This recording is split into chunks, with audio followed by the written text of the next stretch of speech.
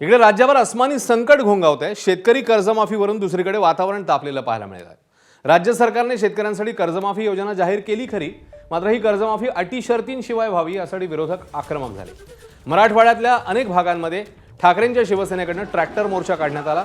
Ambadas दानवेंनी tractor मोर्चाचं नेतृत्व केलं। अस्मानी सुलतानी संकटाने शेतकरी पिचलाय, त्यामुळे अटी शर्ती नको, थेट सरसकट कर्जमुक्ती द्या अशी मागणी करत हा ट्रॅक्टर मोर्चा काढण्यात आला। छत्रपती संभाजीनगर, हिंगोली, बीड या ठिकाणी बळीराजा गर्जना ट्रॅक्टर रॅली काढण्यात आली।